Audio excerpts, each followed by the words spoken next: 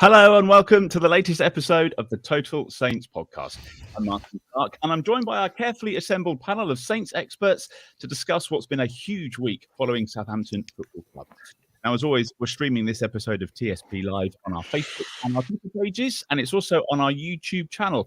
If you're watching live on Facebook or YouTube this evening, you can get involved in the conversation using the comments section. Coming up this week on the podcast, reaction to the Takeover news. And as we scramble to find out more about Sports Republic and the new owners, we speak to Billy Grant from the Beesotted Brentford Podcast to get the lowdown on one of the new faces. We'll also look back at the FA Cup tie with Swansea. And you know it's been a strange week when Shane Long scores the winner is not the big talking point on the podcast. We're also going to preview a busy week ahead with Brentford visiting St Mary's on Tuesday and the away trip to Wolves at the weekend. So first of all, let me introduce you to our regular TSP guests. Steve Grant is the owner of SaintsWeb. That's the independent Southampton FC website. How many pages is the Takeover thread up to now, Steve? Is this a new record? It's nowhere near the old Pompey Takeover thread, that's for sure. Which I think was must have been running for about 10 years. Eventually, I had to close it because it was actually breaking the database. The comedy that was providing year on year. But no, obviously it's been a busy week. Plenty to talk about, but to be honest, it's mostly positive because at the moment, it's very difficult to kind of dig into these guys' background and find too many kind of even yellow flags, let alone red flags. It's been interesting week all told. Good. Glen de la Cour is the writer of the blog League One -10. Have you spotted Gareth Bale house hunting in Hedge End yet, Glenn? No. Surprisingly enough, I can't imagine. Can't imagine he'll be queuing up to play the municipal at Southampton Sports Centre anytime soon. No, haven't seen Gareth anywhere nearby. But yeah, I mean, obviously the takeovers are a talking point from this week, and I've written a bit about it, and Dan's written absolutely loads about it. Put the rest of us to shame, which I'm sure he's going to tell us about in a minute. But other than that, I've had a sort of relatively quiet week. We've got COVID concerns in the house at the moment, so it's all a bit rubbish at the moment. So I myself am negative, like the majority of our fan base, but my negative's a good my negative's a good thing at the moment. Dan Sheldon is the Athletics dedicated Saints reporter. Can you remember a busier start to a new year, Dan? No, I don't think so. No. Have you stopped working this week? Have you just been writing stuff every day? It's just, and even like yesterday was just like, it's just a nightmare. Like the last thing you want is, you just go there, you think, right, okay, 1-0 up after 8 minutes. Like this will be 2 or 3-0. They are way in control. I'm sure we're going to get onto the game. And then you think 2 hours later, it's like freezing cold. You're sat there. Kelvin Davis has very kindly turned around and thrown me a pair of gloves because he could see I was absolutely freezing. And yeah, just a nightmare. At least you didn't actually have to write a match report. No, that's true. There we go. Yeah, that's true. As always, the biggest hello and thank you is reserved to our patrons. So wherever you're listening and watching this week, welcome to episode 182 of the Total Saints podcast. So let's start with the big news this week, shall we? Southampton Football Club has announced Cyberlinks International College as the latest addition to its portfolio of academy partners. No, I'm joking. The big news this week, of course, that was second. The big news this week is that Sport Republic has completed the acquisition of a controlling stake in Southampton Football Club.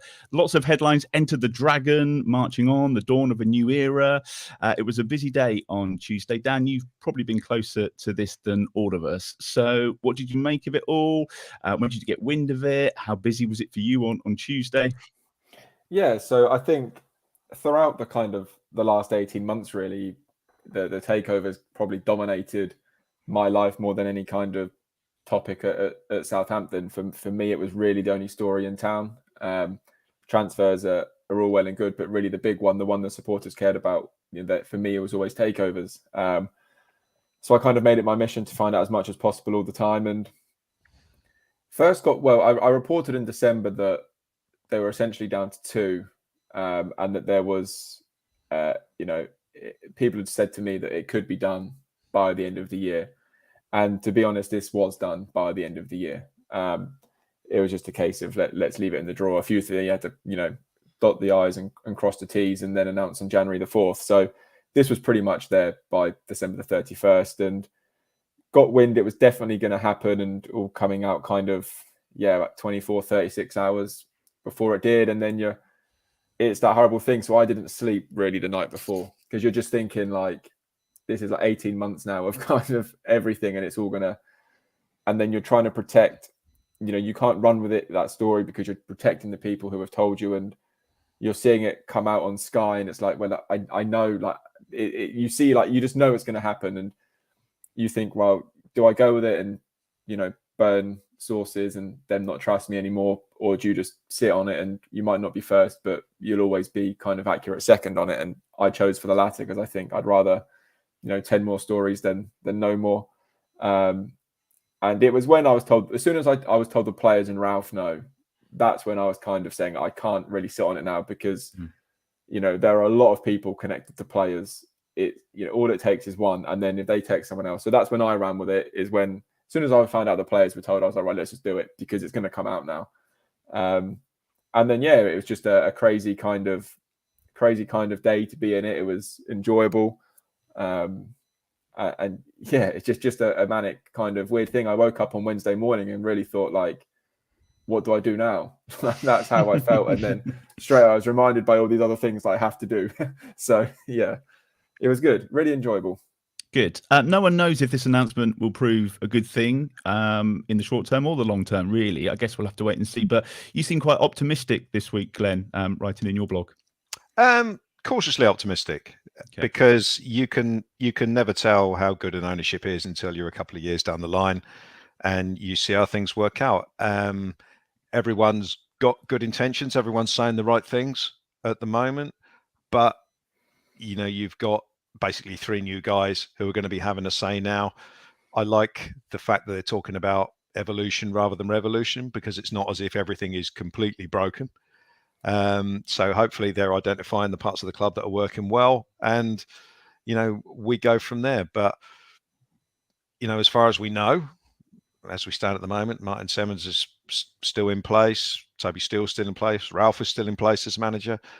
You just got to hope all these characters get along and things work out. But just as an example of being cautious, I mean, I remember when Gal came in, there were some people chucking around, we got the Chinese millions, it's going to be great, and of course that didn't work out because the rules all changed.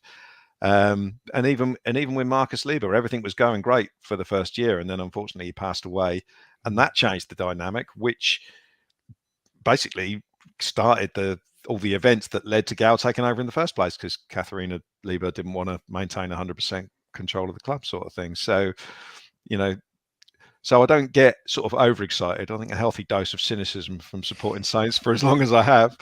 But you can only sort of judge what's in front of you, and it looks good so far. So yeah, we'll just have to. It's boring and it's a cliche, but we'll just have to see how it goes. But I did watch the Moneyball film yesterday because I'd never seen it before, so I thought I'd do a bit of research, because that seems to be something that the new guys are very keen on, all the data analytics stuff, which is served Brentford well, and I'm sure we're going to come on to that later.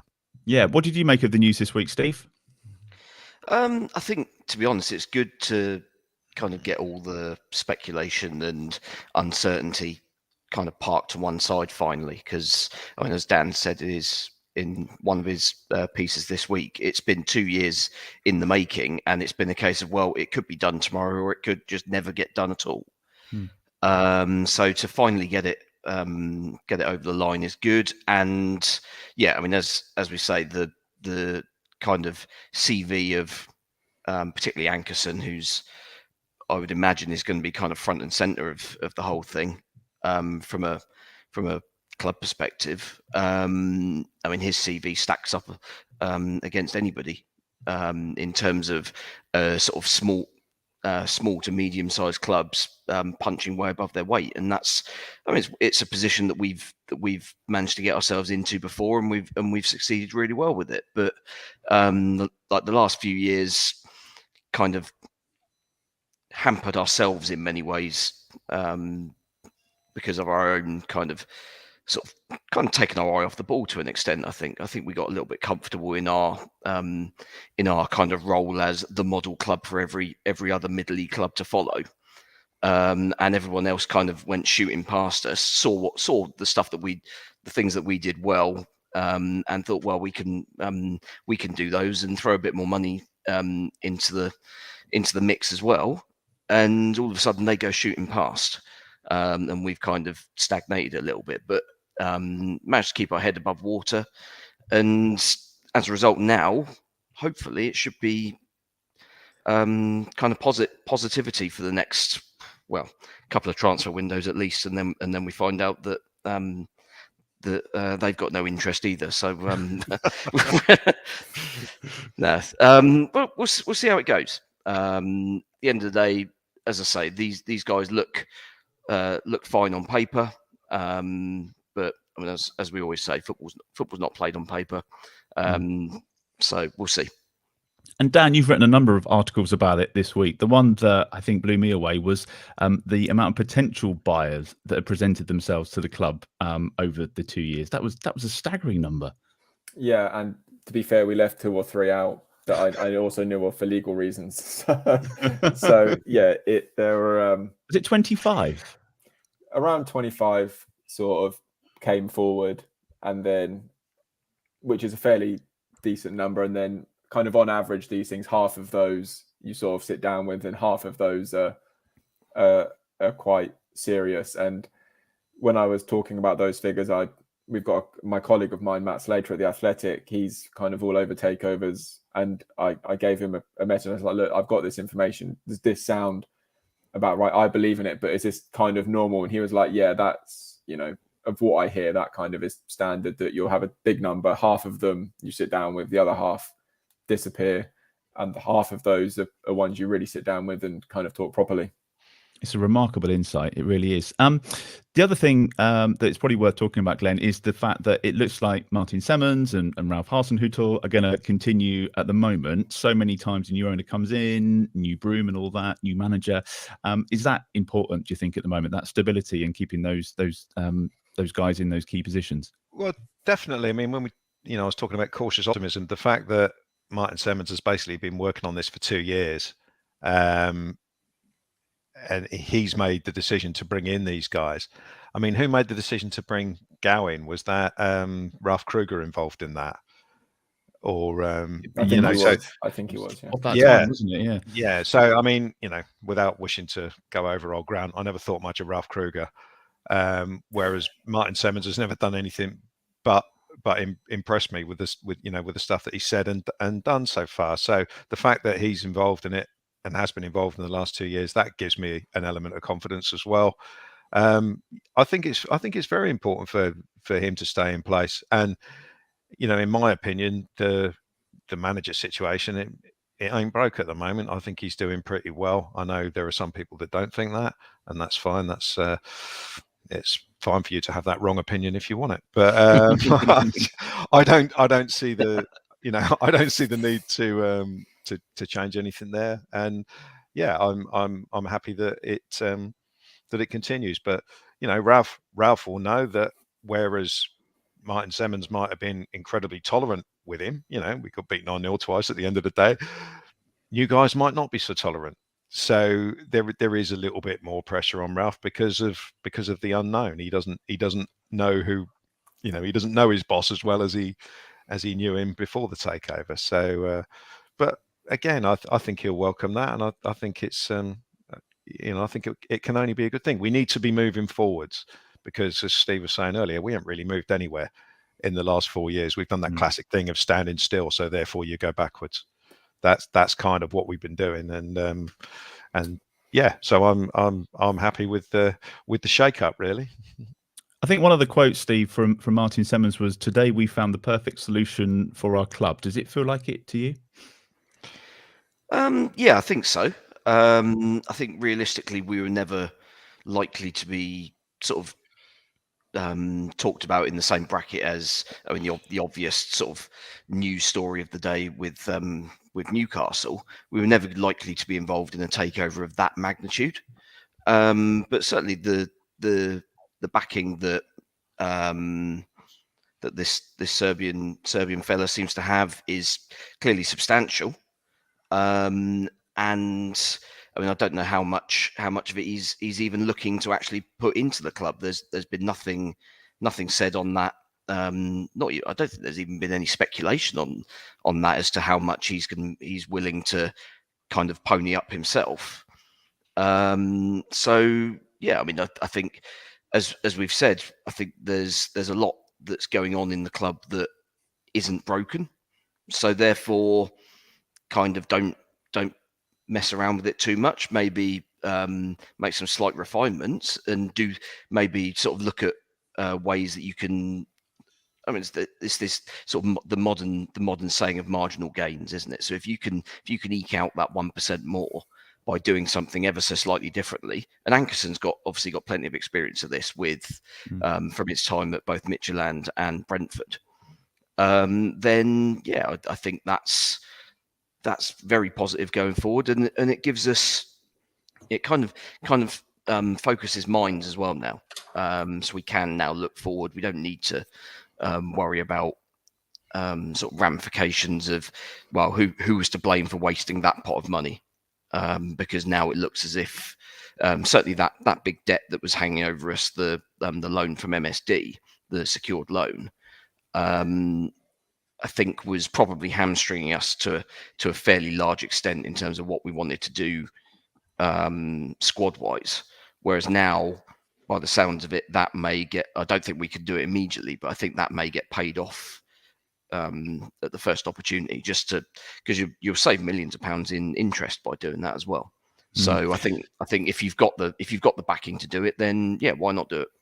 We'll hear from a Brentford fan about Rasmus Ankerson in a minute. Go on, Dan. I was just going to maybe kind of raise an alternative view to the MSD loan. And that's something that I've learned from speaking to kind of all different people in business throughout the whole sort of takeover process. And that my understanding is that there is a desire. So Southampton, to my knowledge, can't pay any of that money off until June, because it's 2 years. They're kind of locked in for 2 years, and then you can start kind of chipping away. Of course, they could probably ring up tomorrow and pay it off, but like if you pay your mortgage early, I think you probably get a penalty fee of some sort. So you don't do it. And what my colleague Matt taught me is that rich people don't mind debt. Debt to them is quite cheap. So you can look at it and you can think, right, okay, so they've got £80 million. Now let's say Sport Republic have £80 million in the bank. I would be more surprised if they chose to pay that all off. I would be less surprised if they said, right, okay, well, let's pay, I'm making these figures up, 10, 15 million pound off in June. And I know of several companies already that are kind of flush with cash and are saying to clubs, you've got big loans on big interest. We can borrow you, we'll lend you money at a much lower rate, pay that off, and then pay us off. So if you're the investor at that point, are you thinking, right, I've got all this money in the bank, I can pay 15 million off, take another loan, pay off the bigger interest one, and then you have 65, 70 million pound left in the pot that you can then go and invest. I would be less surprised if that's the route they took on the MS. I'd be shocked if they paid. I mean, they might just cut a check, but I would be surprised, because I think you could look, well, for 80 million pound, they might be able to go and buy 2 more clubs. And, the debt, as I still can't get my head around, rich people like debt because it's cheap to them.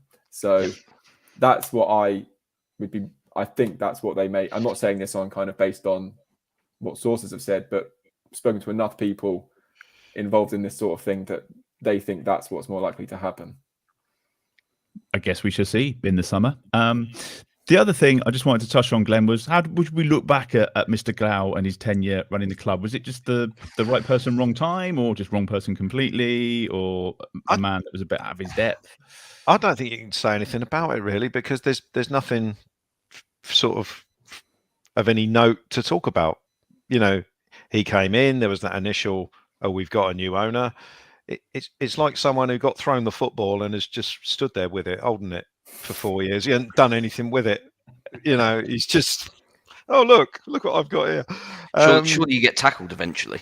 Well, yeah, maybe, but he's just stood there. No, he's gone and hid somewhere, isn't he? I mean, what I like about the three guys who've come in is that there's a range of experience there. You've got the money man, the football man, and the other one who seems to be Henrik Kraft, seems to be an investment advisor type of guy. He's invested in sports and technology, so there's a broad range of experience there. We didn't know what we were getting with Gow. He's the money man. We had his daughter showed her face a couple of times and said a couple of things, but nothing substantial. And so there's really nothing you can say about him. I think he's turned up to a couple of games, maybe one game. Yeah.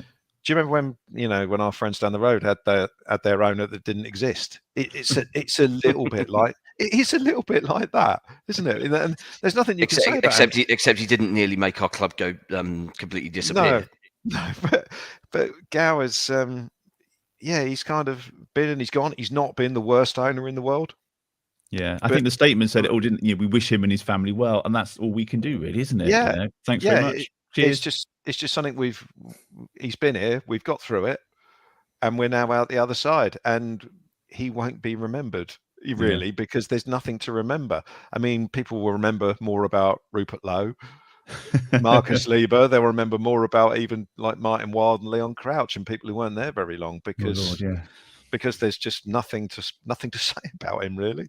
I'm sure he remembers Southampton and the money he lost. I'm sure that's his problem. That's his problem. That's not ours. Dan, quick question for you. James, who's watching, says there's talk of a stable of clubs. Have we got any idea which clubs, countries could be involved? I know you sat down with Martin Semmens this week, and that was one of the things you spoke to him about. Yeah, he didn't kind of say too much really about that. I think from another conversation, Europe, I mean, that's very vague, obviously, but Europe, I think to them is seen as very good for the kind of player pathway model. But then at the same time, America, below, obviously franchises are mega expensive in America, but you can get kind of a tier or two below the MLS and they're not so expensive.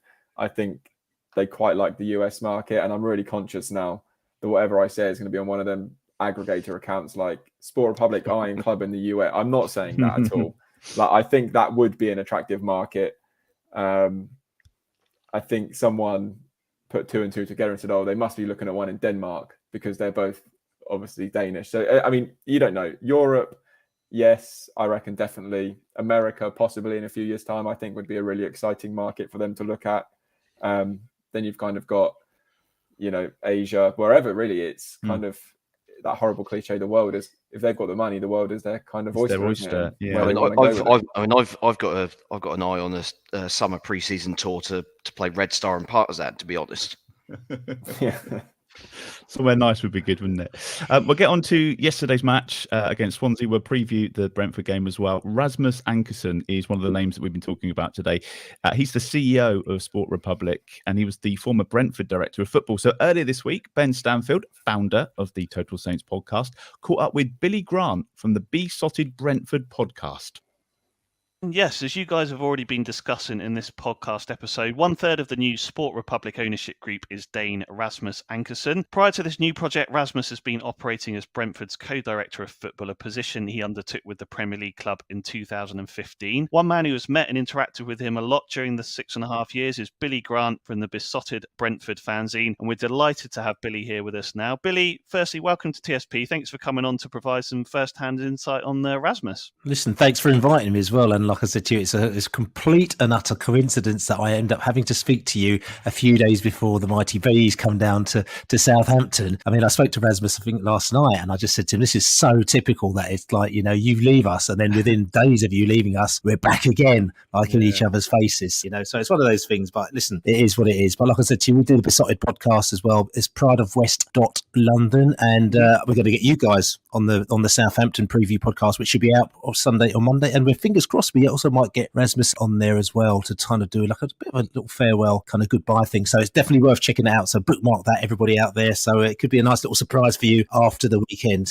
Fantastic. Well, we'll briefly touch on the game in a minute, Billy. But yeah, just as I sort of mentioned there, I mean, you've had the chance to get to know Rasmus the man over the time he's been with Brentford. So what's he like as a character and a personality? as Thomas Frank will say, he's a top bloke. He really is. I mean, I actually first met him in it was actually in the sort of summer of 2014. It was when we went up. So it's a season that Mark Warburton was manager of Brentford, but there's a big falling out between Mark Warburton and the owner at the time. And I won't go into too much, but basically what's happened is that they weren't seeing eye to eye. Mark Warburton wanted to go left, our owner wanted to go right, and including using, all the stat stuff and everything like that. And Mark Warburton wanted to do it the old school way.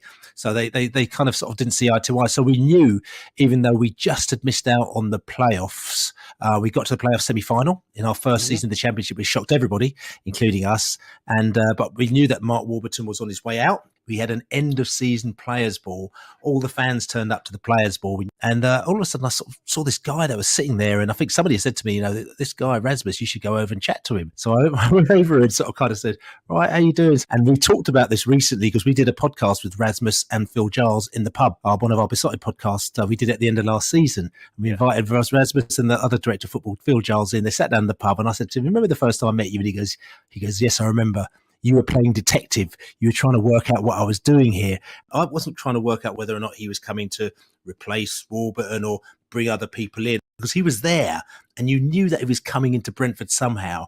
Matthew Benham had met him, I think, for his involvement in Denmark and a number of the speeches that he'd done. And he was like a real motivated speaker. And he met Rasmus in Denmark, and Rasmus was involved with Michelin, which Matthew Benham eventually took over. And I think he just really liked his open way of thinking and his left-fieldedness.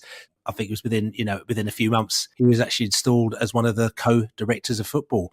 And it took probably about 3 or 4 years as we started to build as a club, as we started to get more players in, that Rasmus started to kind of show himself a little bit more, started to do more interviews. Rasmus used to do a lot more of the interviews about what Brentford was about, the way that we need to be. We haven't got the money of these bigger clubs, so we need to think on our toes. We need to do things differently. I hate the word blue sky thinking because it's so kind of old school, but you understand. But he was the person that used to talk about that kind of stuff. I think Southampton was actually kind of quoted as a bit of a model for the way that you did your business. Is like, you've got a very clear plan as to where you want to go and what you want to do. You've got a very clear plan of the style of football that you want to play. You have a very clear plan about the type of players that you want to sign. And I think what they spent a lot of time doing, and Rasmus has spent a lot of time doing, with the club, is to try and create a really nice ethos throughout the whole club, so that everybody, from the sort of the fans to the coaching staff to the people that work in the back room to the people that work in the marketing department, all are on the same page, and they also understand where we want to go. And it's taken us a long time to get to that stage. And also Rasmus was very much involved in the B team. The reason why I mention that is that it shows his love for developing young players, and it shows within our transfer policy. That is a key stone as to what we do. And Rasmus was the one that came in and did almost like a forensic analysis of the academy, the pros and the cons, how it's working. So the idea they came up with was setting up the B team, which was signing players who at the age of 17, who basically can sign adult contracts. We'll pick them up and we'll sign them and we'll develop them and we'll give them a really clear pathway into the first team. He's had a big role. And like I said to you, his profile's raised a lot in the last few years within the fan base, within, what he's been doing, hailing him, sort of saying, oh, what a fantastic bloke. He's done really great for the club. It's going to be really sad to see him go. So that's kind of, that's the journey that Rasmus has had at Brentford FC. So I think even Brentford manager Thomas Frank was quoted over the last few days as saying, Rasmus is very intelligent and very good at his job. Billy, we will miss him. I would love it if he was here. What's it been like sort of within Brentford? I know he announced on Twitter, didn't he? And the club obviously communicated that he was going to be moving on and starting up this sports investment firm. So what's the reaction been like since Rasmus left? I mean, it's been fairly quiet because he announced it sort of kind of towards the back end of the year as well. And then there's a lot of things that are happening. So I think there's a little bit of like oh no, are we going to be replacing him? With Brentford fans, we've got past the panic stage. When we first sold our sort of very first kind of in this new era decent player, which is Andre Gray, who we'd bought for 500 grand. And then, he scored 18 goals, got us to the playoff semi-final. And then within 12 months, he was going to move on. There's massive panic in the fan base. Oh no, we're selling our player. What are we going to do? And Brentford said, don't worry, we'll get somebody better. And we were like, no, you can't do that. It's not going to happen. And then the following, then the next player that came along was Scott Hogan. And he scored, 30 goals in about 2 games. And then Aston Villa came in for him. We're like, no, you can't sell him. And they said, don't worry, we'll get someone better. And they kept on doing that with, with Lasse Vibe, and then he left, and then Neil Malpe came, and then he left, and then Ollie Watkins came, and Ben Rama. And so by the time all these players came, all the fans had calmed down a little bit and like, okay, we trust you now. So that's kind of cool. And there's a succession plan in place. Okay, that's cool. So I think with the Rasmus thing, people are gutted because we obviously don't want anything to change. But at the same time, people have gone, well, I can't believe he's going to go without Brentford having a succession plan in place. Yeah. They're just not going to leave a hole because they're just not like that. So I think people are sad to see him go. He's a really nice bloke. And like I said to you, hopefully we're going to get him on our pod this week. But at the same time, we believe that Brentford will have a succession plan, which will mean that it'll be smooth. And I think also Rasmus going now, it's almost like, in the way that he is, I think that he will sort of feel, I've done what I need to and I can with this club. I've got them from Division 3, in effect, to the Premier League, okay? And they're financially successful, which I've been involved, helped in doing that and bringing the players in. And they've got an ethos, which is good. So I think as far as he's concerned, I'm going to move on. And I think the club is almost like we're at a level now where, yes, if you move on, we know what the benchmarks are if somebody else is going to do it. Look, you explained some of this in your first answer, but as part of Sport Republic then, Billy, what do you think Rasmus can bring or offer to Saints that they might not already have? I mean, obviously he's a great business person. He's young, he's self-employed, he's got many strings to his bow. You see his TED Talks, I think that the main thing is that he thinks out the box. And again, I know that's a bit of a cliche thing to say, but he thinks not like what other people think. Now, within football, that can be a problem because football's very traditional. So if you go into a club like, maybe even like Aston Villa, probably like Everton, you go inside there and you try and do something which is different, it may be very hard, So sometimes you have to go into a club which is malleable enough to actually say, I'll have a go at that. And sometimes that happens at clubs who are at a lower level because at the end of the day, they've got nothing to lose. That's the main thing I think that Rasmus will bring to you as a person. I spoke to him, I think last night, and I was chatting away to him, and I sort of said to him, what are you going to do? His companies are going to be investing in football clubs and esports and sports tech. Is it going to be the same as what you did with Brentford? And he says, he's not going to operate Southampton like he's operated Brentford. He's going to leave that to your management team. So he's going to be much more hands-off. Yep. His job is more overseeing the investment for Sport Republic and building a sort of a multiple club system and making investments into sports tech. So that's kind of where it is. So it's going to be sort of very different within that. You'll see him sort of kind of taking a step back. Obviously, if he's got an interest in it, he's going to want you to do well.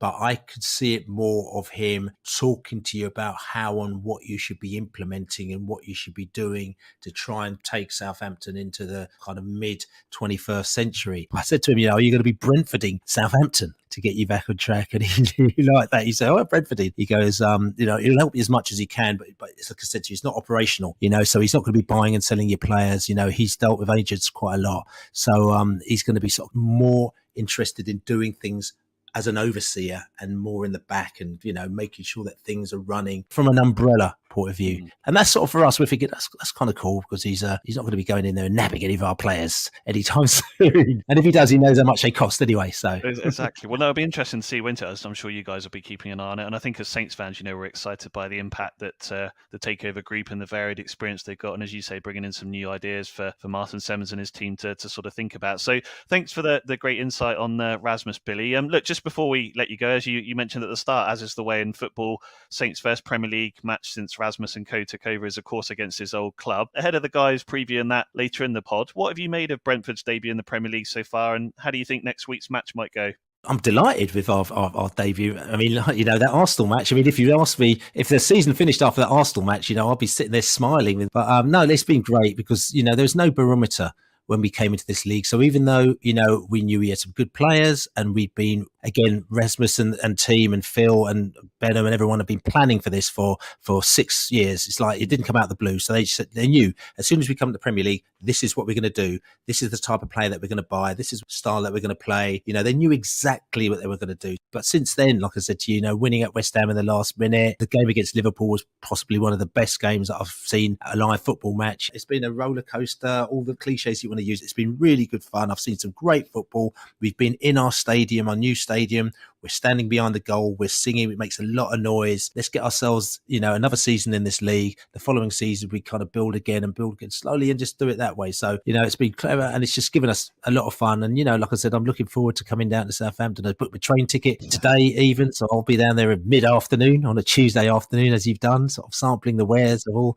various Southampton ale houses and food places and meeting up with mate, Pete the Artful Dodger and Ian as well, who I go to all my England games with. So I'll be, I'm really looking forward to it. If you'd asked me back in, say, October, I would have been very positive because I would have known that we'd had a set team. But what we found is that our first 11 team are very good. But with the injuries that we've had, it's caused us a few problems. And I'm not making excuses. Every team has injuries. But, David Ray, our goalkeeper, being out for 5 months has caused us massive problems. Him and his relationship with his defence, we've gone from probably like the third best defence in the league to probably like the fourth or fifth worst defence in the league. That's been quite a difficult thing for us because we were built on a pillar of strong defence. But the other player that went missing was Christopher Ayer, who's a brilliant player, a Rolls Royce of a centre-back, carries the ball out from the back, really cool and calm. And he went out injured in, I think it was mid-October. So he's been out for a couple of months as well. And that's really damaged us massively. But he's going to play in the Cup this weekend. And so fingers crossed if he comes through that, he's due to start against Southampton. So the positive thing is that these players are coming back. Brian Mbeumo's been injured as well, who's a really key player up front. He's been injured as well, and he might be back against Southampton. So to answer your question, I don't really know. It depends on who plays. But if the players who look like they're coming back do play, I think we'll give you a bit of a game, and I'll be quite happy if we can get a point, get a draw down there. Fantastic. Well, thanks for the time, Billy. We really do appreciate it. That's Billy Graham from Beesotted Brentford at Beesotted on Twitter. Yeah, cheers, Billy. Thank you for joining us, and thanks to Ben for doing that as well. We'll get on to the Brentford game in just a moment. I want to talk about the FA Cup yesterday and the win at Swansea. Steve, it should have been a nice, easy win, but that sending off kind of changed everything again. Yeah, I mean, we were looking very comfortable. Swansea had offered the precise sum of 0 up until that point where Valerie completely misjudges the ball over the top of his head, and then decides it. I mean, it's clearly just a reflex, isn't it, to pull Obafemi back when actually Obafemi's first touch had sent the ball straight through to Fraser Forster anyway. But yeah, no arguments with either of his bookings really. And from that point, it was kind of backs to the walls to an extent, but. I mean, to be honest, until Swansea equalised with what was that, about 15 minutes to go, they didn't look like they were going to score. And then all of a sudden, they just managed to get that pass between the lines for the guy running around the back, absolutely spot on. And yeah, they got the equaliser. And I mean, a little bit fortunate really that Fraser Forster's foot saved us from a 90th minute defeat, because. I mean, at that point, you kind of thought, well, with 10 men, we've offered nothing going forward at this point. The substitutions that we made seemed to kind of take the stability out of the game that we had. And you thought, and especially once they went in front in extra time, you thought, well, that's us done. We might as well just kind of play this extra time period out and just save legs. But fair play. I mean, scoring literally straight from kickoff was pretty impressive. I mean, not so impressive if you're of a Swansea persuasion. That was, I mean, it's the sort of stuff we do, isn't it? But it was, yeah, it was extraordinary that the subs that came on in the second half of normal time didn't really get involved at all. And then all of a sudden, in extra time, they're front and centre, and El Yunusi and Shane Long were the difference makers, really. And it was slightly strange that then, having got the lead back, all of a sudden Swansea then reverted to having no clue what they were doing. Yeah, all things considered, Glenn, a great result, and who'd have thought we'd be talking about Shane Long scoring the winner? Absolutely. Well, whatever your opinion of Shane Long as a footballer, you can't deny him his sort of moment in the sun scoring the winning goal yesterday. Is great. It's great for him. He must be here thinking, well, I'm never going to get a game this season, and to come on and make a difference is it's brilliant. And he played well in the last game he played, as we covered last week. He played well against Spurs. So obviously getting on the pitch a few times has obviously boosted his confidence a little bit. And no, it's great to see him, set up one and score another. So yeah, good stuff. I always feel with cup games is that basically you look at the score and that's it, and nothing else matters. It's about getting through, and it's about getting into the next round, and nothing else matters. We've done that. We've played 90 minutes out of 120 with 10 men. We've had to take our best midfielder out of the midfield and put him at right back. We've had to, and you go back to a couple of weeks ago to the West Ham game where we conceded goals and then went straight up the other end and scored. Did it twice. It's one of the things that I always complained about last season was our reaction to any sort of adversity, be it letting in a goal, getting a red card, anything like that. We are getting better at it. We're not just caving in now and capitulating. And yesterday was another example of that. We're 2-1 down in extra time with 10 men. And even the first goal we conceded, a lot of teams would have thought, oh, Christ, we've only got 10 men. We're now probably going to have to do extra time. And that would have been a downer as well. But, we've kept going and we've won the game away from home with loads of players missing, conquered adversity during the game. So it was overall, it was, it wasn't pretty at times. I mean, basically the bit where we were from the sending off until Swansea equalised wasn't great, and that we didn't create anything going forward. But having said that, we still missed a couple of sitters. I mean, how Stevens missed that header is just beyond me. I was up off the chair then, waiting to laugh at the BBC Wales commentators who got on my wick all game. Interesting, weren't they? Yeah, interesting. Yeah. They, I mean, it was when they started laughing at Bednarek for the own goal. I just thought it's not very professional, but there you go. But overall, we're in the hat. We've got a decent draw in the next round, and yeah, happy days. Yeah, definitely. Dan, one of the longest afternoons of your professional career for a while. The thing I think concerned me the most was perhaps the comments that Ralph made after the game about Livramento. Do you want to tell us a bit about that and the injury? Because that to me is more of a worry. Yeah, so he was obviously asked about Tino and his kind of whereabouts and how long he may be out for, and just said he's got a meniscus injury. They still don't know the kind of full extent and whether it will be okay without surgery or whether it will need surgery. And obviously he referenced his son, Patrick, who he said was out for a year, which I guess is probably worst case scenario. I don't think we should kind of put Tino and Ralph's son into the same bracket, because people I've spoken to today were quite keen to stress that we don't know the extent. It may be okay.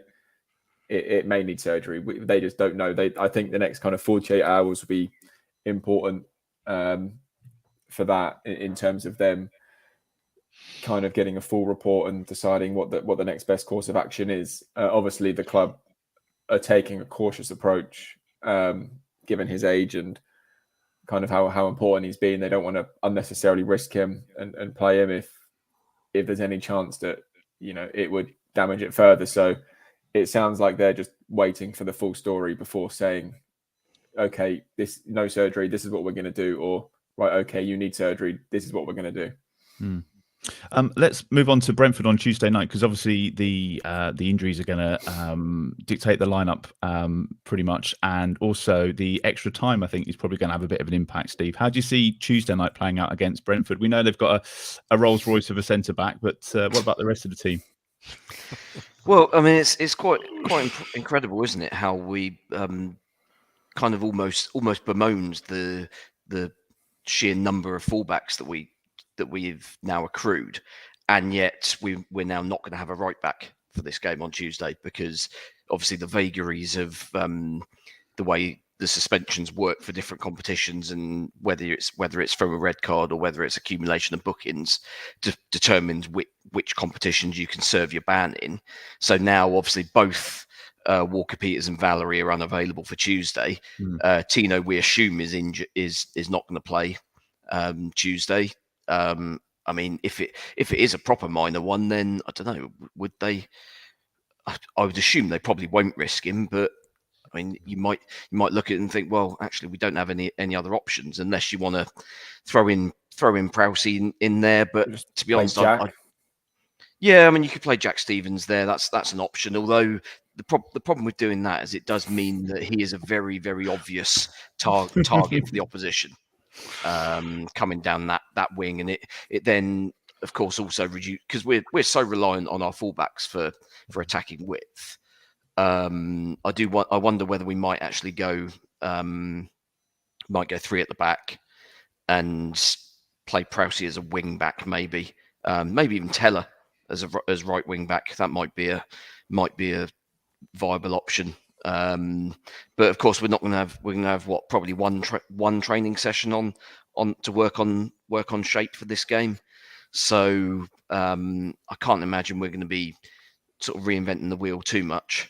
But yes, it's going to be a case of seeing who's fit and available. I don't know whether Shay Adams will be fit again after his COVID case. Who else hasn't been available? Christ, I've forgotten now. But yeah, I mean, obviously Romeo's fit. I was surprised with the side we put out on Saturday. Actually, I was surprised how strong it was. I expected probably Diallo to play instead of Romeo in the centre of midfield on Saturday. So I don't know whether Ralph just thought, well, no, let's get this done and then kind of worry about other games further down the line. But I mean, we've got options up front, haven't we, with Brozier and the informed Shane Long. Yeah, absolutely. Glenn, how do you see this one panning out? Because obviously, do you think it's a better time to be playing Brentford because of the momentum that we've got, or are we in a worse situation because of injuries and COVID cases at the moment? Well, it's ironic, isn't it, that they're going to have a stronger side than they would have had on the original date, and we're not. Yeah, ain't that ironic? I didn't have a problem with Brentford cancelling the game in the first instance until I saw them play Manchester City with what was basically a reserve team. So, but anyway, that's another argument for another day. I'll be interested to see who we got in goal because McCarthy's fit now, but Fraser's done absolutely nothing wrong whatsoever. So if it was down to me, I'd leave Fraser in goal because I think it sends the wrong message if he gets left out as soon as McCarthy's fit again. So that'll be an interesting one. Yeah, I mean, I can't see us doing anything other than putting Ward-Prowse at right back and bringing Diallo into the centre of midfield. I just don't see us doing anything different to that. I mean, I think Diallo has played fullback before, so that's a possibility, I guess. Brentford tend to play with wing backs. So the key to playing against a team with wing backs is always to try and force the wing backs back into a flat back five, and then you can sort of control the midfield. So yeah, be interesting to see who we go. Oh, excuse me, gonna sneeze. All right, Glenn. There you go. Problem with doing stuff live. Steve, let's get a prediction from you for Brentford game because I know people enjoy it when we get these wrong. How do you see it panning out Tuesday? Just gut feel. We've got a bit of a good head of steam at home now, haven't we? So yeah, I think a 2-1 win. Okay, Dan, how do you think? I was going to go 2-0. Yep, fair enough. Glenn, you all right? Yeah, just about. I'm quite confident about this one, so I'll go for a 3-1 win. As long as we find a way to control the midfield, because Brentford they've got a guy Norgard in midfield who always looks quite impressive every time I see him play.